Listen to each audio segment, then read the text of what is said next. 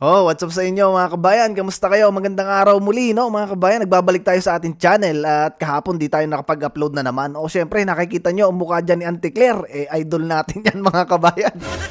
Kasi bukod sa mga sinasabi niya, komedyante din to, no mga kabayan? Yan yung ating pag-uusapan kasi napakalupit talaga nitong ating Yusek mga kabayan na taga-report ni taga-pagsalita ng palasyo. Nagkaroon tayo ng idol mga kabayan tuloy diyan. Totoo lang mga kabayan, talagang tayo nanonood ng mga videos nito. Noon talaga mga kabayan. At hanggang ngayon naman, nakikita ninyo at lagi tayong mayroong reaksyon sa mga pinagsasabi ng ating idol na si Auntie Claire.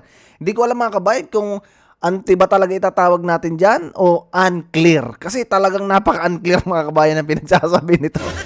At isa pa mga kabayan, yung usapang bigas, no?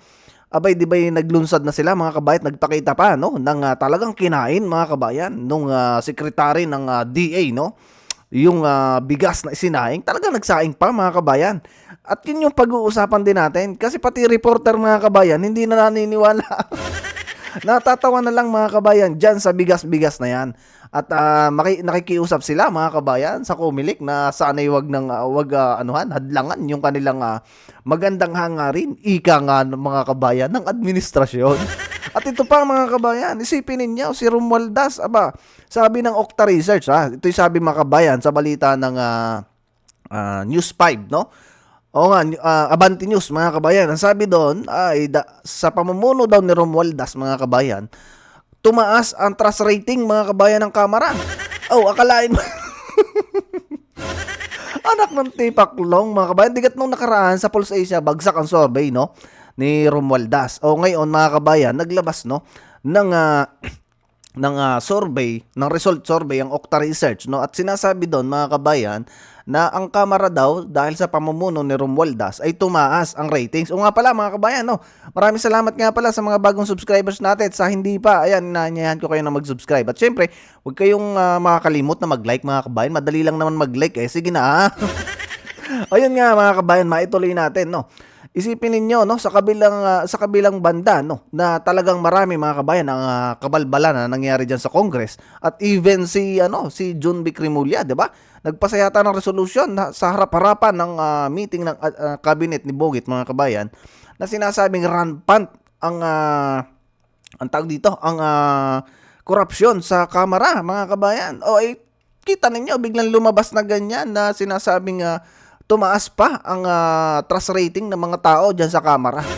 Dyan sa lower house mga kabayan. Kita ninyo, may isang congressman, no, dyan sa Quezon na pinagmamalaking wag daw maingay, no. Dahil nangangampanya na naman yun mga kabayan. Kilala nyo na yun. Lagi din bida yun mga kabayan sa mga press briefing, no. Sinasabi niya doon na wag kayong maingay mga constituent. Kung sa iba ay pinamimigay 3,000 lang, pag siya ay nanalo mga kabayan, o doon sa kanya mismong distrito, dyan sa Quezon, magiging 5,000 hanggang 10,000 mga kabayan. Isang kinuha ang pera na yon.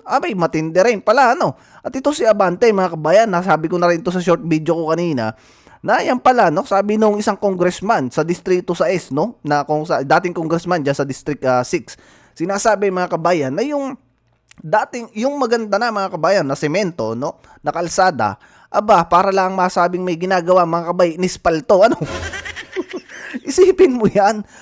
Isipin mo mga kabayan, mas maganda yung semento kumpara sa espalto kasi pagka tindi ng init mga kabayan, yung espalto na yan, natutunaw at nadikit sa gulong. At pangalawa, lintik ang init niyan mga kabayan compare dun sa semento. At saka matibay mga kabayan yung semento. Isipin mo, masabi lang na may project, no? Tatabunan ng na espalto. Ay tibay din talaga. Napakalaki talaga mga kabayan ng pera kasi diyan sa mga ganyan trabaho. Isipin niyo, may nakita din tayo na video na kahit na matino yung karsada, bubungkalin para lang masabi na mayroong pinupundohan. Isipin mo 'yan. Ganyan kalupit mga kabayan pagdating diyan sa mga ganyang highway works. Kasi napakalaki kasi ng kulimbat diyan mga kabayan. Pakinggan muna natin si Auntie Claire. Hindi ko alam mga kabayan kung ito ba'y unclear talaga o Auntie Claire itatawag ko dito kay Idol Claire. Ito ay galing sa mismong channel niya, no? At sinasabi doon at binabatikos niya si BP Sara kasi si BP Sara ay mayroong mga batikos, no, patungkol dito sa 20 kilo ang bigas. Ngayon, syempre si Auntie Claire, no, na magaling na tagapagsalita ng administrasyon, mga kabayan. may banat yan, syempre. May sagot yan maliban dun sa pulpit niya, no, diyan sa pagiging asek niya, no, mga kabayan ng palasyo.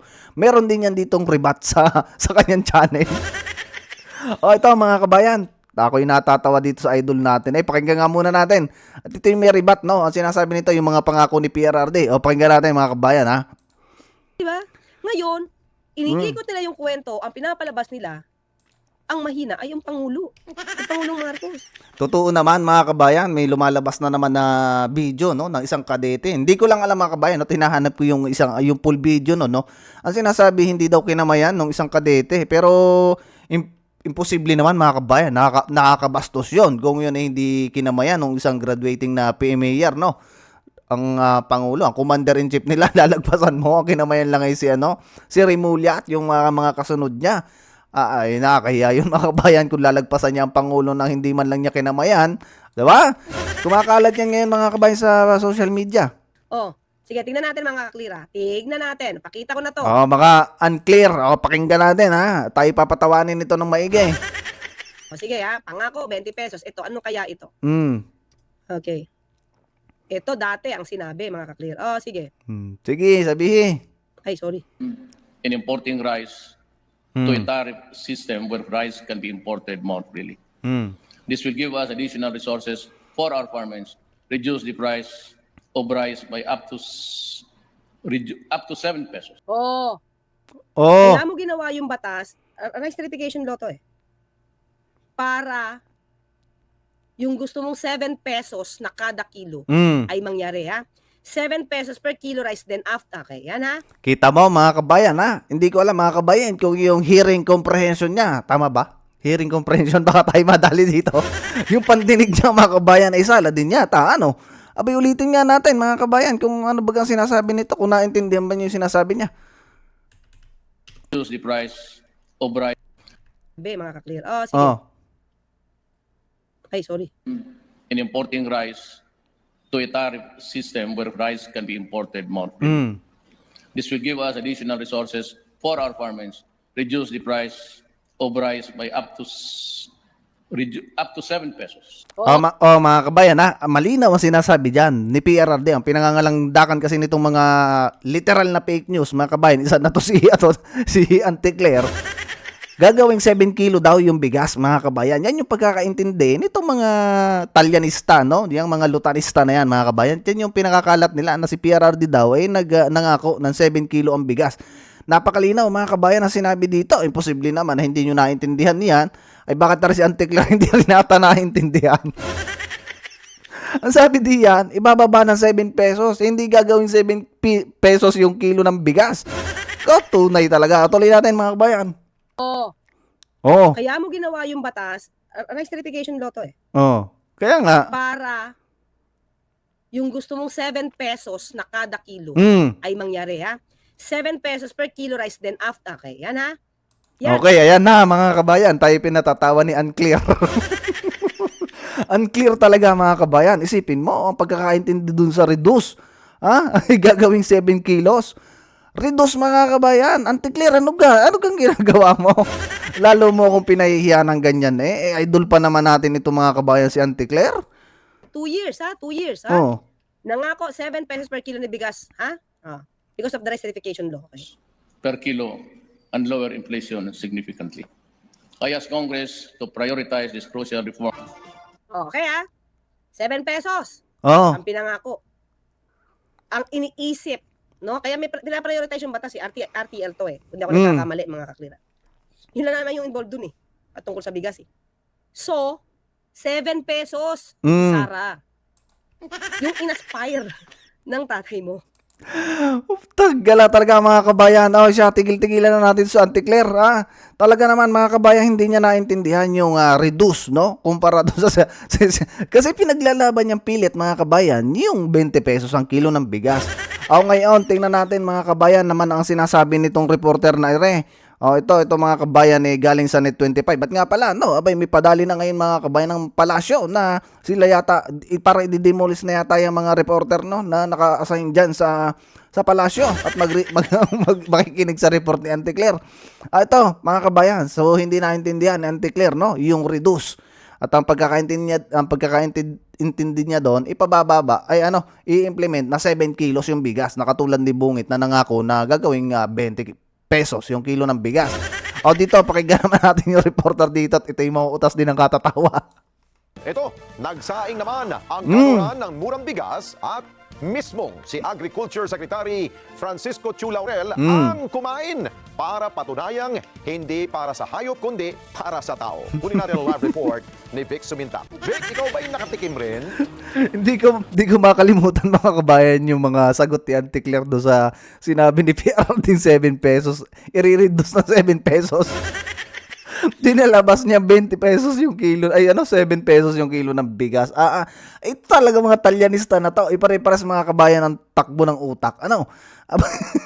Pagkakaintindi sa reduce, implementing mga kabayan, inak ng teting talaga. Tuloy natin to reporter na to. Medyo lang.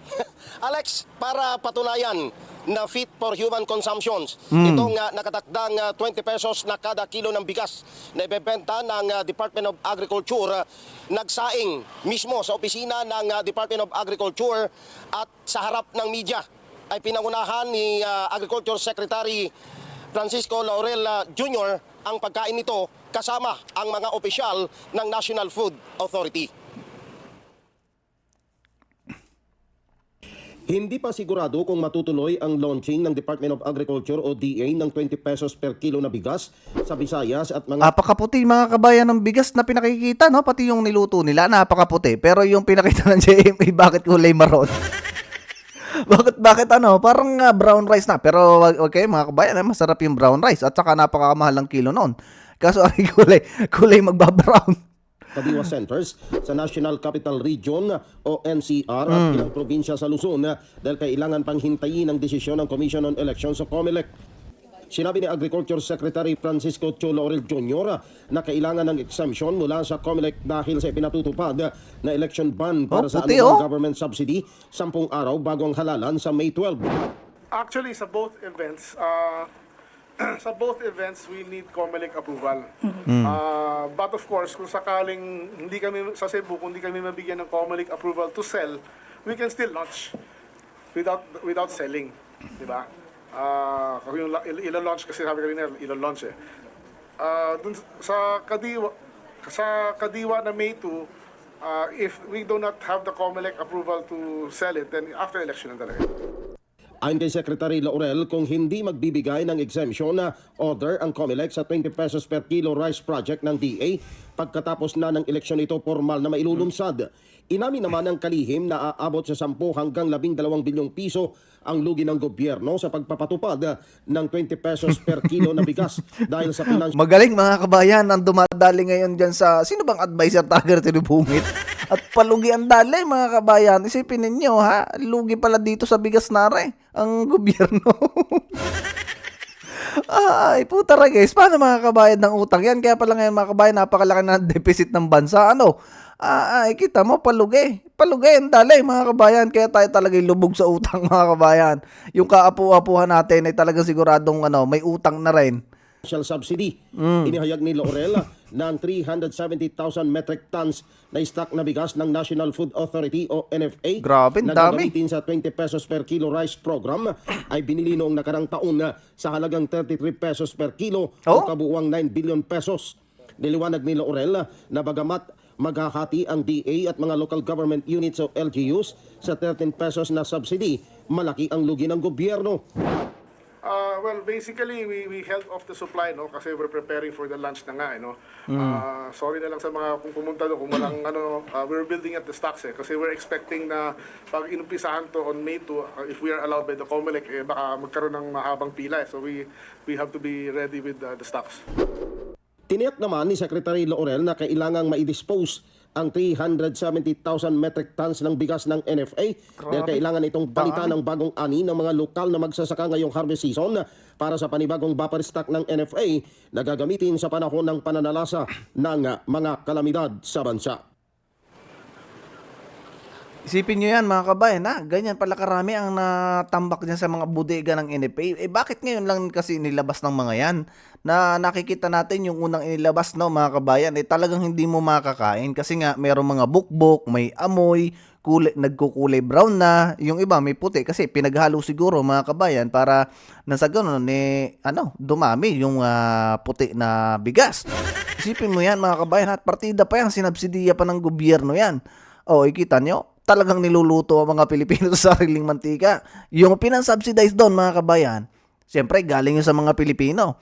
Tapos ibibenta rin sa inyo. O, ay kita ninyo, niluto tayo sa sariling mantika natin. Alex, umapila rin itong si Secretary Laurel sa publiko na huwag isabotahe itong ilulunsad na 20 pesos per kilo na rice program sa pamagitan ng pagpapakalat ng mga fake news, partikular sa social media. Balik sa inyo, Alex. Paano magkakaroon ng fake news yan mga kabayan? Mga reporter na nagre-report yan at saka yung mga Pilipinong nagre-reklamo isinusuli nga yung bigas gawa nga ng ma-brown. Okay, Vic, dahil inaantay pa ang pasya ng COMELEC, yung bang mga stock ay naidala na sa Visayas area? Yung gagamitin sa Visayas, Alex, ay galing sa NFA hub sa Mindoro. Yan. So, naka-preposition na doon. Ito namang sa National Capital Region ay nandito sa warehouse ng NFA. Mayroon ding gagamitin sa Bicol Region, sa Bulacan, particular sa San Jose del Monte, Alex. Kaya naka-preposition lahat daw yan, sabi ni Secretary Laurel. Ayun. O itong video na nakikita natin, tinikman niya eh. Nung kilatisin mo ba to, Vic? Anong pasya mo? Alex, nung sinasaing, halatadong Pati reporter mga kabayan natatawa eh. Isipin mo. Diba? Tinikman talaga nila yung kanin. Mga kabayan nagsaing. Kaputi, no? Napakaganda mga kabayan ng bigas. Ay puti. Natatawa ang reporter. halatadong amoy na ito ay na-stack na ng matagal. Medyo pwede namang kainin, kaya lang kung medyo masailan ka ng konti, May amoy. baka pagtiyagaan mo, Alex, yung halagang 45 pesos. Ay, ganun? Bakit pinayagan ni Sekretaryo? Hindi mo mawawala yung amoy, Alex.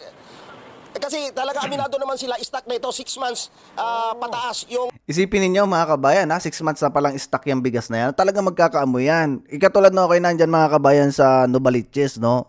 Meron tindahan dyan yung kamag-anak namin ng bigas. Pag talaga mga kabayang na-stock, no, ang bigas, talagang nangangamoy. At pangalawa, siyempre, nandyan ang lahat mga kabayan. Nandyan ang ipis, nandyan ang daga, pasintabi mga kabayan sa kumakain. Talagang, siyempre alam nyo mga kabayan, ng daga, lagi nangingit-git yan. O, siyempre, nandyan na yung dumi, nandyan na yung ihi ng mga, peste. Kasi, mga kabayan, bodega yan. Nako, kaya siguro ito natatawa mga kabayan itong reporter ng Net25. Kasi talagang hindi mo makakain. Pero ito mga kabayang itong nagpapakita na itong nagsaing at kumakain. Yoho pa. Ay kita mo. Kaplastikan. Kasi kailangan talaga nila mga kabayang i-dispose yan. Kasi pag hindi nila na-dispose yan, yung napakaraming toneladang bigas na yan, lalong lalaki ang lugi ng gobyerno. Kasi hindi mga kabayang pakikinabangan lalo itong bigas na to. Isipin mo. Yan ay pakakain mga kabayan sa mga Pilipino. Kawawang Pilipino talaga. Tinutulong gisa ng maigi. Isipin mo, pera ng Pilipino ay pinambili dyan, ibebenta rin sa inyo. Talagang lugi. Kaya naman. Stock na yan, 370,000 metric tons yan, Alex, na binili pa last year. Alam mo naman, kapag ang bigas, dahil kami, particular kami, laki kami sa bukid, pag tumagal ang bigas ng mga 6 na buwan, hugasan mo ng 4 na beses o 5 beses. Oo, parang wala ang Oo. Vic, kanina... Pero pwede naman siyang kainin kasi pag tinikman mo naman, okay naman eh. Oo. Pero Vic, kanina... Tapos tong reporter na taon, ipatatawag ka ni Bungit ngayon yan. Tatawa-tawa ka sa iyong report. fist bump pa siya, pag ganun-ganun pa si Sekretary. Ano ibig sabihin nun? Ganun niya. Ayos to, parang ganun. Ayun Basta ayos yan, Alex. Pwede nang pagtyagaan. Ayun. Ayan, siguro- mga kabayan, ang ating reporter, talagang happy lang to, mga kabayan, yung reporter natin. Happy lang talaga siyang mag-report at kaya yan ganyang natatawa talaga, hindi mapigilan yung pagtawa, pati tayo nadadala eh. Ito, Auntie Claire, pinagmamalaki mong 20 pesos na pangako ni Bungit. At yung kay PRRD naman, hindi yun pangako, no? Na gagawing 7 pesos yung bigas. Ang sabi, i-reduce, no, mga kabayan, babawasan ba, kumbaga, sa Tagalog, si Auntie Claire, ibang pagkakaintindi eh. May mairebat lang kay BP Sara. At ayan, mga kabayan, isipin ninyo, ganyan tayong niloloko ng administrasyon na to. At kaya nila minamadali yan, talagang hindi pa kinabangan mga kabayan pag kahit tumagal pa no, sa mga warehouse ng NFA. At sana no, maibenta nila mga kabayan, sana may bumili ding mga Pilipino kung lalong ganyan, mayroon palang amoy ang bigas na yan. At yung iba na may kulay brown pa. So ayun muna mga kabayan. Pero okay din to, no? Kung halimbawa hindi talaga pakikinabangan ng tao, di mas mura to mga kabayan pakain sa baboy kumpara sa pigs. Napakamahal ng pigs ngayon. Tsaka sa manok, 'di ba? Ayun mga kabayan, hanggang dito muna yung video natin. Ingat kayo palagi at talagang yung anti natin mga kabayan ay talaga napaka-unclear, no? Pati pandinig, malabo. Ayun, adjust muna sa inyo mga kabayan. Huwag niyo kakalimutan ang ating mga Duterte, ayan, at straight vote nyo. Sabi nga ni PRRD, kailangan straight vote ninyo para nasa ganon, kumbaga, makabawi tayo sa nangyayari ngayon mga kabayan sa ating bansa. See you sa susunod na video mga kabayan. Marami pa tayong pag-uusapan. Ingat kayo palagi at adios muna mga kabayan.